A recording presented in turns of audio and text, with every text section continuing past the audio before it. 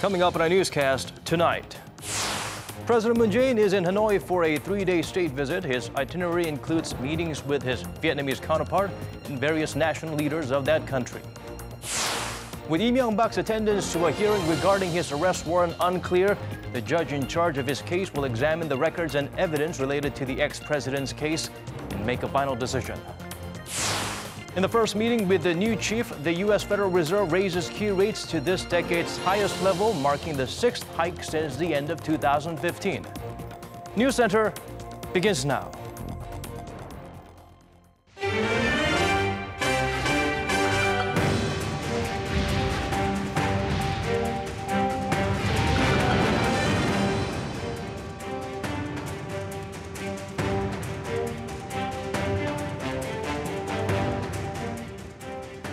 It's 8 p.m. here in Korea, coming to you live from our studio in Seoul. This is Arirang News Center. Welcome to our program.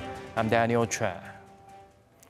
President Moon Jae-in arrived in Vietnam, the first leg of this 7-day two-nation tour. His focus in the Southeast Asian country will be boosting bilateral relations between Seoul and Hanoi in economic, diplomatic, as well as people-to-people exchanges.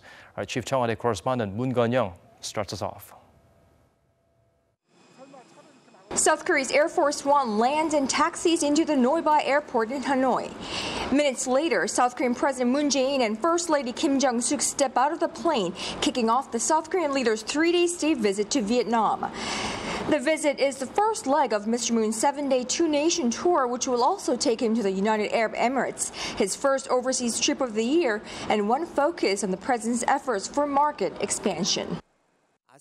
Vietnam is currently South Korea's biggest trading partner, the biggest investment destination, biggest partner in people-to-people exchange, as well as development cooperation among members of the ASEAN. It is also a core partner country for our new Southern policy. President Moon's new Southern policy unveiled during his visit to Indonesia last November is aimed at better connecting South Korea to Southeast Asia and expand the economic clout of Asia's 4th largest economy in the region, home to more than 500 million people. But it was the football field that the South Korean president visited as his first stop in Vietnam, training ground of Vietnam's national football team led by South Korean head coach Park Hang-seo.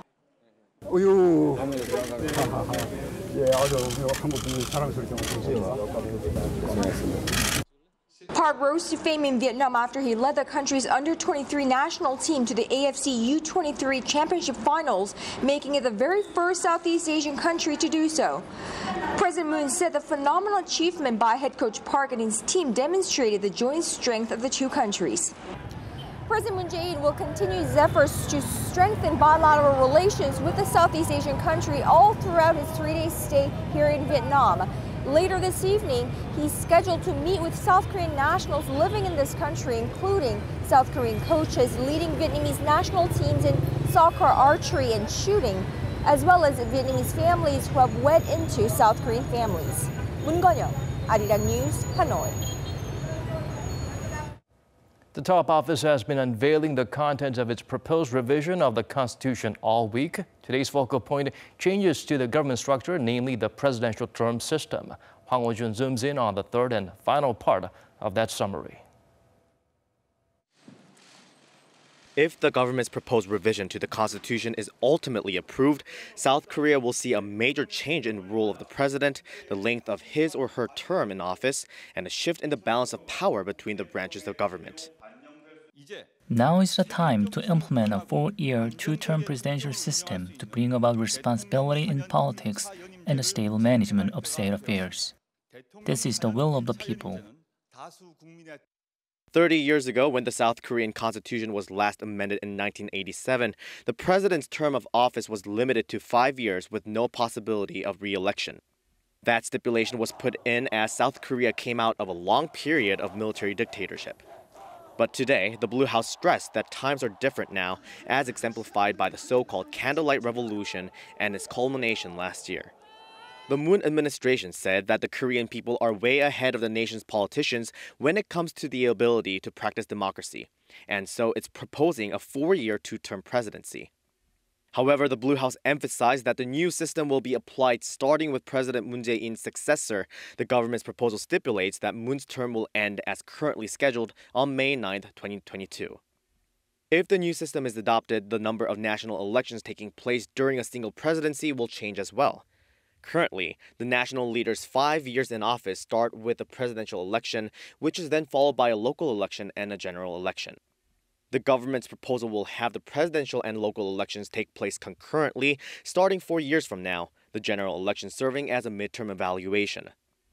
However, the ability of the president to serve a second term if re-elected doesn't necessarily mean more power to the executive.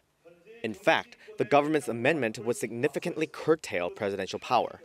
For example, as of now, the Constitution gives both the executive and the legislature the authority to introduce bills. That would change. The government's proposal gives more authority over legislation to the National Assembly. The president will still be able to submit a bill, but only with the consent of 10 or more lawmakers. Also, the government's bill seeks to change the president's formal international role. The president will no longer be called the head of state, but rather a representative of the state to foreign nations. The government included those changes to respond to a public outcry over the high concentration of power in the presidency and the corruption seen to result from that. The government's bill will also lower the voting age to 18. Until now, it was 19, contingent on laws passed by the Assembly. The Blue House ended by urging the National Assembly to comply with the people's demands and fully review and discuss the government's proposal, and if necessary, Parliament should propose its own amendment. The government will submit its proposal on Monday. Hwang Ho-jun, Arirang News. Staying with the government's proposed constitutional revision, Chung Hwa-dae has also briefed Parliament on the matter, passing the ball to the country's legislature. Kim Min-ji has the latest from the National Assembly. The presidential office on Thursday updated the National Assembly on the government's proposal to amend the country's constitution ahead of its submission to Parliament next week.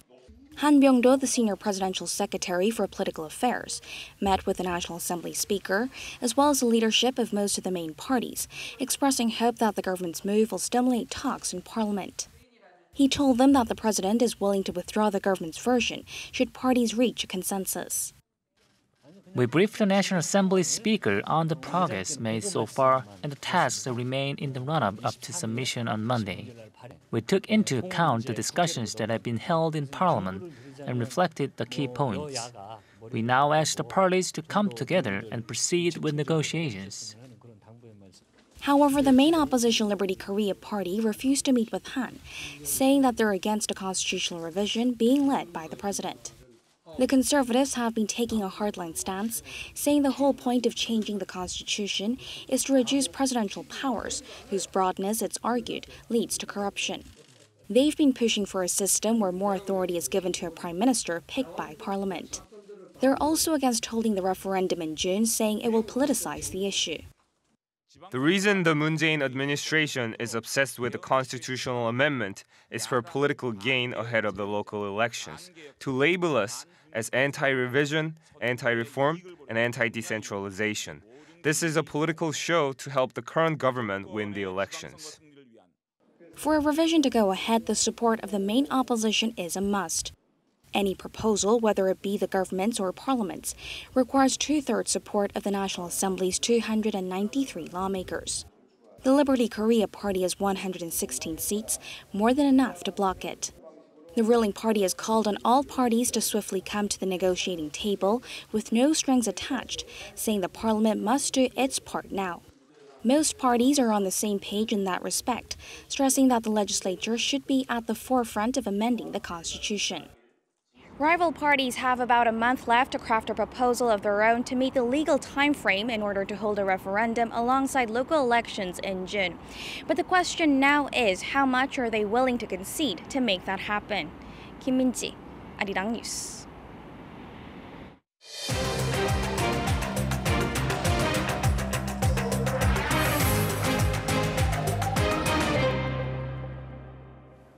Lee Myung-bak is set to learn whether the court will be issuing a warrant for his arrest on charges of corruption. The scheduled hearing for this morning was called off after the ex-president made it clear he will not be a part of it. Instead, the final decision will be made based on documents provided by his legal team and the prosecution. We connect to our Park Hee-jun at the Seoul Central District Court now for the details. Hee-jun, what have you got for us at this hour?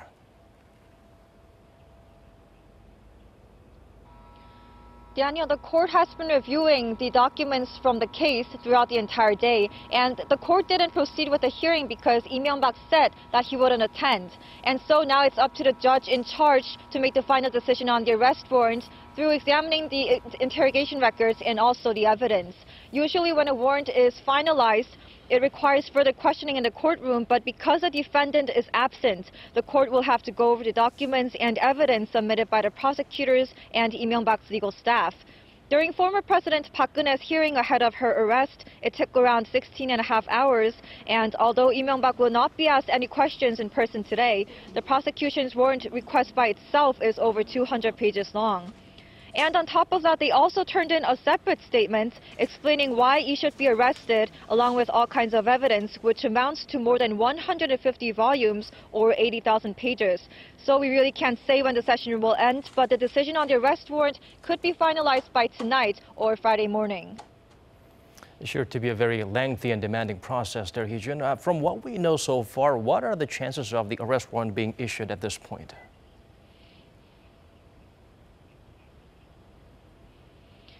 Well, the prosecution has been confident about getting the arrest warrant because they say they have enough evidence against the former president. So for today's review, the most important factor would be whether the court acknowledges that Lee Myung-bak is the real owner of the corruption-ridden auto parts company DAS. DAS is at the center of most of the charges related to bribery, embezzlement, and abuse of power. And he's also suspected of managing slush funds worth millions of US dollars under various fake names. With Lee denying almost all of the allegations, the prosecution argues there's a risk that he'll try to destroy evidence, and so he needs to be arrested.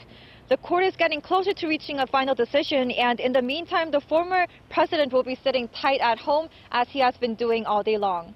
Back to you, Daniel. All right, thank you for keeping us updated on the process so far, Hee-jun. We appreciate it. Now let's switch over to Lee Myung-bak's residence where he'll be awaiting the results. Our Lee Jung-yeon has been standing by there for us all day long. Jung-yeon, how are things looking on your end now that day has turned to night? Hi, Daniel. As the evening goes on, there's been more movement outside his residence, with the arrest warrant possibly to be issued later in the evening. But it's still been dead quiet beyond these walls as the former president waits. It's a lot like last Wednesday when we were here waiting for him to come out of his house on the day of his questioning. Security is present and fences have been kept here to limit foot traffic. Only press are allowed in through this alleyway. There have been no supporters showing up this time around. Protesters have been here, though, holding placards and posters demanding the arrest warrant be granted. Some of these protesters were here last Wednesday as well. Earlier, one of them caused a small scene, criticizing Lee's refusal to attend the hearing that was supposed to take place this morning. Some political heavyweights were seen going into the House, including former presidential spokesperson Kim Yo-jae, former Prime Minister Kim Hang-sik, and former Minister for Government Legislation and Special Affairs Lee Jae-woo. The blinds and curtains are closed, and the press have once again been waiting outside the residence overnight and will probably camp out until the review is complete. So, Jung-yeon, what's different this time around compared to the day last year when the impeached leader Park Geun-hye was arrested? Well, Daniel, if you recall, last year when former President Park Geun-hye was arrested, she waited more than 16 hours at the Seoul Central District Prosecutor's office before the warrant was issued. Her questioning lasted more than 8 hours, and the arrest warrant was issued later in the morning at 3 a.m. The wait is supposed to be a bit shorter this time around, as the questioning did not take place. And if the warrant is issued, former President Lee Myung-bak would take a police-escorted motorcade directly to the detention center. But if it isn't, he would most likely stay at home to prepare for the next phase of the investigation. Back to you, Daniel. Thank you for being out there for us, Jung-yeon. We hope you stay warm and keep us updated on the matter later in our newscast. Seoul has officially invited Pyongyang for high-level talks to prepare for the summit between the leaders of the two Koreas in April. According to the South's Unification Ministry, a notification had been sent via the communication channel at the border village of Panmunjom. The proposed date and location is next Thursday at the Tongil-gak Pavilion on the northern side of the truce village. Seoul's Unification Minister Cho Myung-gyun will lead a three-man delegation. The meeting is held to nail down the exact date and time of the April summit, along with initial talks on the agenda. South Korea has sent a group of inspectors to the north to check out the facilities for the concerts by its artists. The team boarded a flight from Beijing and headed off to Pyongyang earlier today on the North Korean carrier Air Koryo. During the three-day stay, the six-person team comprised of professional stage managers and government officials will inspect the two venues with a focus on technical aspects such as lighting, stage, and sound. Seoul's 160-member troupe will fly to Pyongyang at the end of the month to put on the first concert by South Koreans on North Korean soil in 13 years. A key factor in adjusting the tone for the historic meeting is the Seoul-Washington joint drills. It seemed inevitable that the delayed annual military event could be scaled down in light of the thaw-in tensions. Seoul's defense ministry appeared to have separated a couple of key exercises from the regularly scheduled drills to shorten the total period. Oh Jung-hee explains further. On Tuesday, South Korea's military authorities released the schedules of the upcoming Seoul-Washington joint military drills. Key Resolve, a computerized simulation exercise, will be held for 2 weeks starting mid-April and Full Eagle for 4 weeks starting April 1st. In the case of Full Eagle, the duration this year is half that of last year's. But despite that, Seoul's defense ministry has stressed the drills will be at a similar level to those of previous years. The exercises will begin on April 1st and be at a similar level to previous years. But on Wednesday, it was reported that this year's Full Eagle excluded a couple of key drills that were previously included. One of them is Freedom Banner, a Navy and Marine Corps logistical deployment exercise. The exercise is to be held as normal in May. But for this year, the drill has been separated from Full Eagle, unlike the past few years, where it was conducted as parts of the Full Eagle drills. The training is to be conducted solely by the U.S. side, so it is not appropriate for us to answer that question. But South Korea's Joint Chiefs of Staff sees this year's Full Eagle does not include Freedom Banner. A similar case is Max Thunder, an annual air exercise conducted by Seoul and Washington that's held for 2 weeks in mid-May. It's been regarded as part of the annual joint drills for the past 2 years, but for this year, it has also been separated. The South Korean military answered, "It'd be problematic if we didn't hold the drills, but we are conducting the drills and we believe we could be flexible on a few things." If the exercises, Freedom Banner and Max Thunder, were included in this year's annual drills, then the Full Eagle would have lasted for almost 2 months. But Seoul's military authorities chose not to name them as part of Seoul-Washington joint military drills, which many say is not to cause friction in the run-up to inter-Korean talks and Washington-Pyongyang talks in the next 2 months. Oh Jung-hee, Arirang News. The U.S. Federal Reserve raised its key policy rate to the highest level in a decade. It's the first major decision taken under its new chairman, and fueled by a stronger American economy, the upward trend may continue. Kim Hye-sung helps us look beyond the digits. On Wednesday local time, in its first meeting under Chairman Jerome Powell, the U.S. Federal Reserve raised rates by a 0.25% to a target range of 1.5 to 1.75%.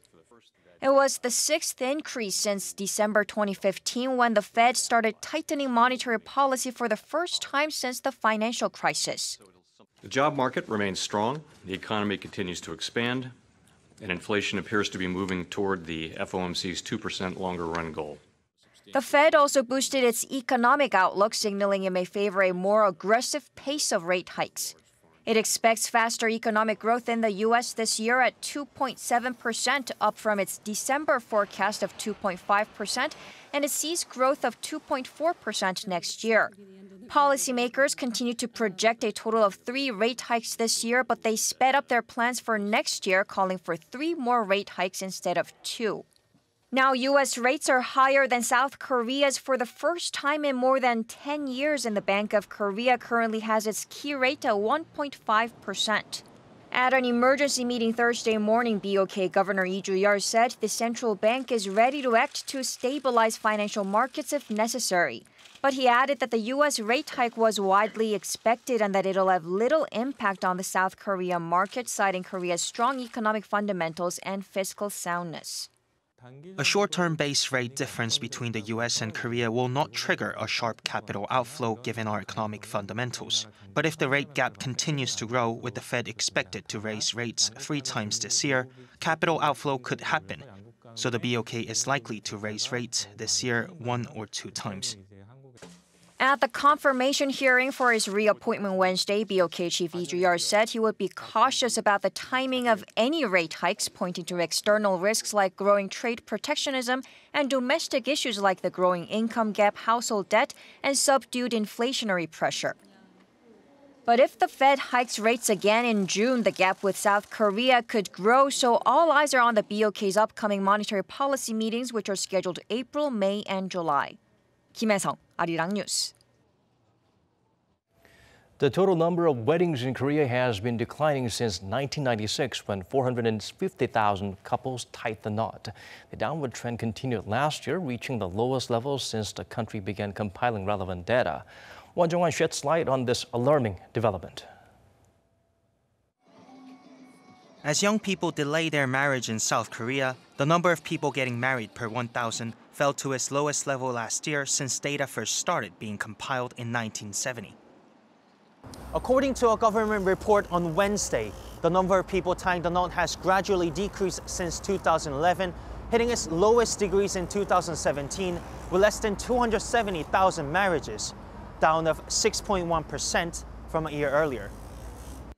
The data also showed that the average age of marriage for Korean men reached a record high of 32.9 years in 2017, while the average age of first-time brides stood at 30.2 years, a significant rise from the average of less than 28 years almost a decade ago.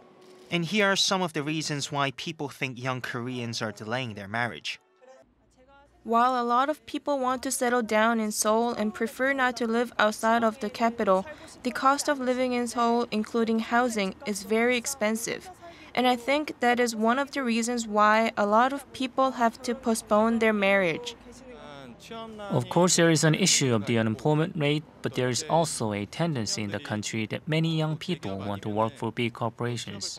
I feel that these factors could contribute to young people delaying their marriage as they cannot find a good-paying job amid a tough employment market. Unfortunately, according to a senior director from a well-known matchmaking company, it seems that delaying marriage is likely to continue further. I think this falling trend will continue for the time being. This is because even though the population in South Korea is decreasing, the average age of marriage is increasing every year by a margin of 0.2 to 0.5 years due to the changing perception of early marriage. He says that although people could more open-minded about using services like matchmaking companies to find a partner, the government also has a key role to play in tackling the country's low marriage rate. While the government policies have been much focused upon childcare and birth, I believe there should be more campaigns that could encourage marriage among young couples as well.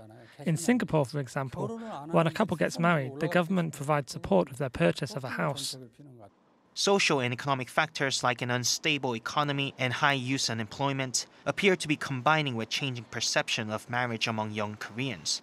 This trend is a worrying concern, as some experts predict that by 2025, 1 out of 10 50-year-old women in Korea will have spent their lives without tying the knot. Won Jung-hwan, Arirang News.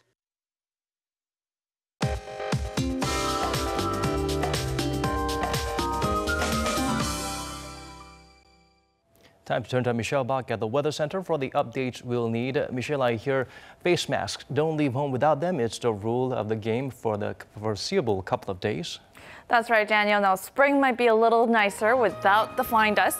But again, starting tonight, smog is expected to flow in from China, raising the levels of the dust in Seoul and the surrounding central region. Now, in the capital, bad air quality is expected to stick around until tomorrow, though the southern provinces will get better during the day. The cold snap will extend into tomorrow morning, but under sunny skies. Now Seoul starts at 2 degrees Celsius. Chuncheon and Daegu are freezing cold at -2, while Busan is warmer at 5 degrees. Into the afternoon, the temperature will recover, with Seoul topping out to 12 degrees, while Chungcheon, Gwangju, and Busan peaks to 14 degrees. Now, even though through the weekend it will get warmer and clearer, but there are huge temperature gaps during the day, and the concentration of the dust will be high. And also, until middle of next week, the nation will be rain-free. I'll leave you with the weather conditions around the world.